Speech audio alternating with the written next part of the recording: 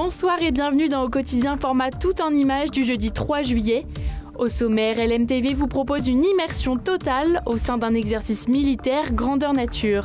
Direction la Flèche pour une exposition qui nous plonge au cœur d'une tradition asiatique où la mort est synonyme de beauté et d'amour. Et puis rencontre avec Sheila O'Connor, alias Pénélope dans le film La Boum. Elle revient avec son nouveau spectacle « J'aurai 14 ans toute ma vie ».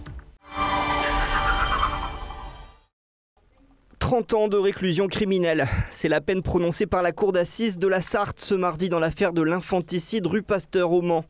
Yasser Moussa Abdallah, 31 ans, a été reconnu coupable de violences habituelles et du meurtre d'Anas, son bébé âgé de 13 mois, le 16 novembre 2021 au Mans.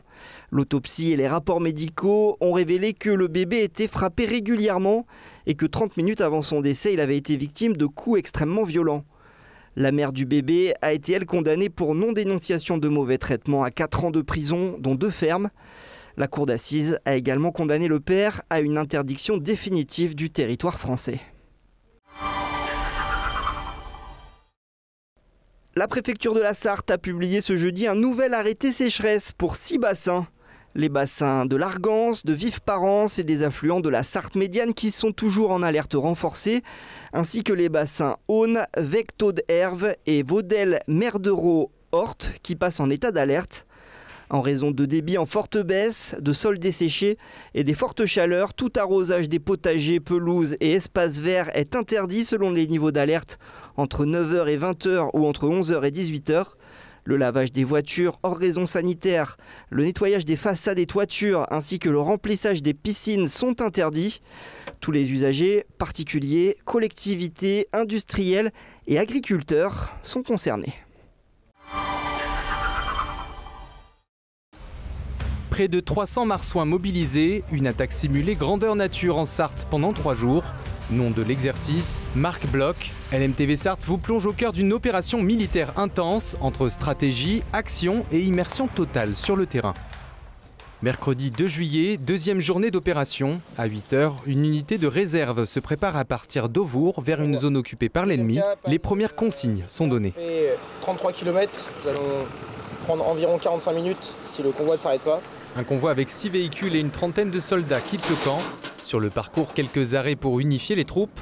Au cours du trajet, le lieutenant Antoine repère un endroit sensible. J'ai un doute sur probabilité d'ennemi, donc je vais lever le doute grâce à un appui drone. Drone piloté par un opérateur de la section de reconnaissance régimentaire. L'appareil balaye la zone, les soldats couvrent le convoi à l'arrêt pour éviter l'embuscade. RAS sur le chemin prévu, mais une partie est couverte par des arbres. La reconnaissance doit s'opérer autrement. La zone boisée ça ne me permet pas d'avoir un visuel correct et c'est une zone propice à une embuscade. Donc on a pu reconnaître que de l'autre côté, par contre, au niveau du rond-point, on pourrait poursuivre notre convoi. Donc je vais débarquer mes 2 groupes et je vais aller reconnaître à pied. Pendant qu'une partie reste sur place, quelques marsouins se dirigent vers la zone boisée. L'unité se déploie stratégiquement. Quelques minutes plus tard, les premières salves de tir. Après, on va traverser radio. Une embuscade est en cours. L'ennemi est mis en fuite. 3 blessés sont dénombrés dans cette unité. L'heure est à leur prise en charge. Perforé, bras gauche, garde opposé ici. Et un autre blasté aux oreilles. Où est le 3e? Là, à côté, juste à côté, les 2 sont collés. Ils prennent liaison avec les moyens aéros qu'on a. Et à ce moment-là, le chef de groupe et le chef de section reconnaissent une zone de pose hélico. La zone d'atterrissage est trouvée et informée au poste de commandement. 15 minutes après, les blessés sont héliportés. Les troupes au sol reprennent le convoi. Direction ce complexe sportif à Bonnetable, transformé en poste de commandement. Une technique inspirée de l'Ukraine. On a essayé de camoufler au maximum nos antennes. Donc, vous voyez, elles sont dans les arbres, ce qui fait que si vous arrivez de la route, vous ne les voyez pas. Et si vous êtes en drone, on a fait le test, elles sont quasiment invisibles. Tout ce qui est véhicule statique, évidemment, est camouflé le mieux possible pour que depuis le ciel, on ne puisse pas le voir et qu'on ne puisse pas se douter qu'ici, il y a un centre opération. Ici, les ordres pour les troupes au sol sont donnés, les informations analysées, les missions planifiées. Une prise en charge des blessés est aussi assurée.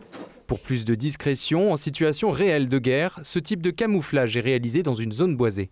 Ces filets sont IR, donc il n'y a aucune source de chaleur qui sort de ces filets. Donc un drone qui serait équipé de caméras thermiques ne le verrait pas.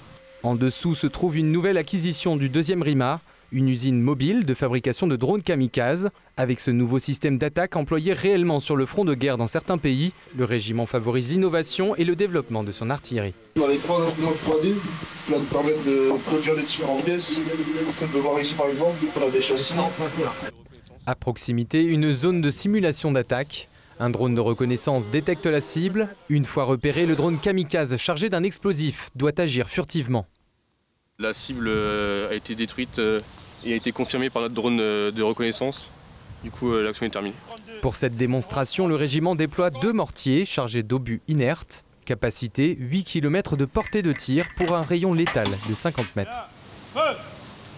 L'objectif de cette opération de grande envergure, poursuivre les expérimentations des nouvelles technologies et préparer les réservistes à un scénario proche de la réalité. Dans les conflits modernes comme l'Ukraine, si la haute technologie a son importance, on voit bien que la masse aussi est très importante. Voilà.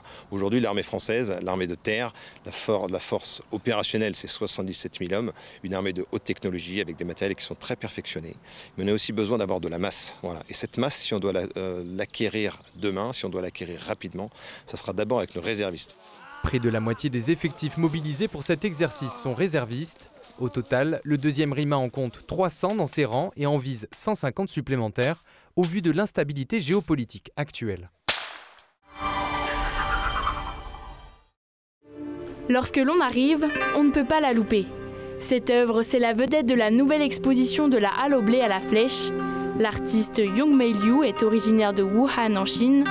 Et pour elle, cette œuvre a une symbolique particulière. Mon papa, il est décédé en 2019, juste à cause de Covid.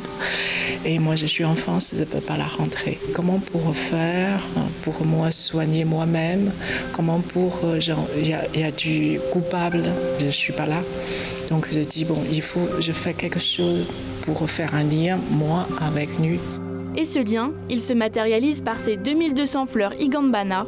Selon une légende asiatique, ces lys araignées pousseraient le long du chemin menant les défunts au paradis. Il signifie la poursuite de l'âme après la mort. Cette fleur de Higanbana, l'histoire, c'est de l'amour purée et beauté à la mort. C'est le paradis ou ça c'est l'enfer. De toute façon, les humains, on est tout le monde pour passer cette semaine. Yongmei Liu a mis 6 mois à préparer ces fleurs Higanbana.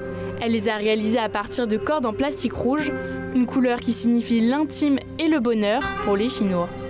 Pour aller dans cette semaine longue, la rivière de notre côté, mais c'est du bonheur.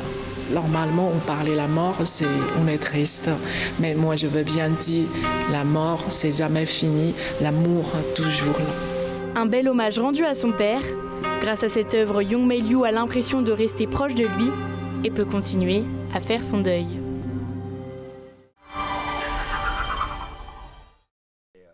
Du 22 au 24 août, le metteur en scène Philippe Calvario propose un festival dans son jardin à Dolon, avec Marianne James, une redécouverte des lettres de Rainer Maria Rilke par Barbara, un concert pop du groupe Les Innocents et la création de Sheila O'Connor, alias Pénélope, dans le film culte La Boum. Le tout dans un jardin en plein cœur de la Sarthe. Et les propositions qu'on va faire seront vraiment uniques parce que les artistes vont retravailler pour Dolon, notamment Marianne James. Donc c'est des choses qui seront uniques, qui ne sont pas comme on fait dans d'autres théâtres à part entière. Pour réserver vos places, un site internet sceneaujardin.com, le tout entre 15 et 20 €. Dépêchez-vous, le jardin ne compte que 120 places. Je suis Sheila O'Connor, mais on m'a un peu mieux connue sous le nom de Pénélope dans la Boum. J'ai écrit un spectacle qui s'appelle « J'aurai 14 ans toute ma vie ». Parce que depuis que j'ai joué dans la Boum, les gens continuent à me reconnaître. Et pourtant, il s'est passé quelques décennies, mais les gens sont adorables avec moi. Ils me disent « Bon, pourquoi on ne vous voit pas dans d'autres choses ?» Et je leur ai expliqué que le métier m'avait un petit peu enfermée dans le rôle de Pénélope.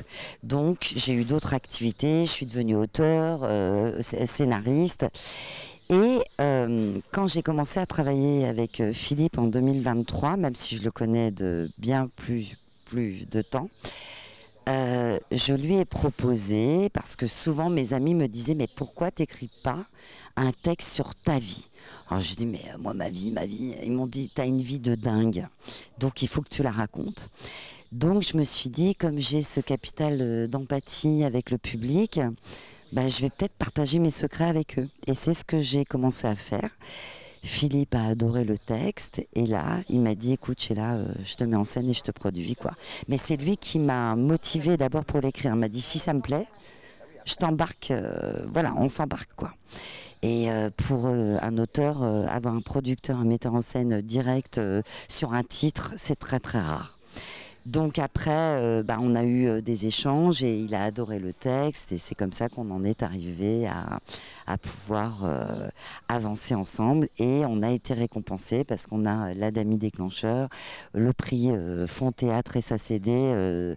On s'y attendait pas d'avoir tout ça pour nous accompagner. Je commence à raconter ma vie de l'âge de 4 ans à aujourd'hui, mais avec des moments, ce qu'on appelle des moments méta. Je fais des commentaires d'aujourd'hui, mais je rencontre mon enfant intérieur. Voilà, à travers le rôle de Bertie Miralier, qui va jouer plusieurs personnages, mais qui va jouer aussi Pénélope. Donc on va se rencontrer, on va s'engueuler, on va se poser des questions, on va s'affronter, on va se réconcilier. On va demander pardon aussi à nos parents. Il y a tout un échange comme ça. Et aussi, on va faire rire, hein, parce qu'il y a des moments hyper burlesques. On est dans quelque chose où, un peu comme Retour vers le futur, quoi. On est dans quelque chose, avec moins d'effets spéciaux, hein, quand même. Mais il y a cet esprit-là. J'ai eu la chance de jouer Le jeu de l'amour et du hasard de Marivaux, mis en scène aussi par Philippe Calvario. J'ai eu la chance de jouer dans Le jardin de Philippe. J'étais vraiment en contact avec le public. On les voit, on se voit dans les yeux. On a fait ça 2 jours. Et il y a une espèce de connivence qui s'instaure avec le public, une espèce d'écoute et d'échange, et le rire est tellement proche, tellement direct, que en tant que comédienne, j'étais emplie de joie. Et là, on va réitérer l'expérience au mois d'août. Donc moi, je joue le 24 à 18h à Dolon au Jardin Secret, sur scène au Jardin, et j'ai hâte parce que Dolon, pour moi, ça a été une révélation en fait. Alors oui, je connais bien la Sarthe, j'ai pas mal d'amis sartois, mais jouer dans un jardin en étant si proche des gens et ensuite pouvoir échanger avec eux, discuter, parce qu'après on fait un petit apéro après le spectacle, c'est que du bonheur. La marche des fiertés, la Pride, est organisée ce samedi 5 juillet, place des Jacobins au Mans. Un village associatif y sera installé avec différents stands et des animations. Le départ de la marche aura lieu à 15h15, toujours depuis la place des Jacobins, pour une déambulation en centre-ville. L'an dernier, entre 5 000 et 6 000 personnes y ont participé.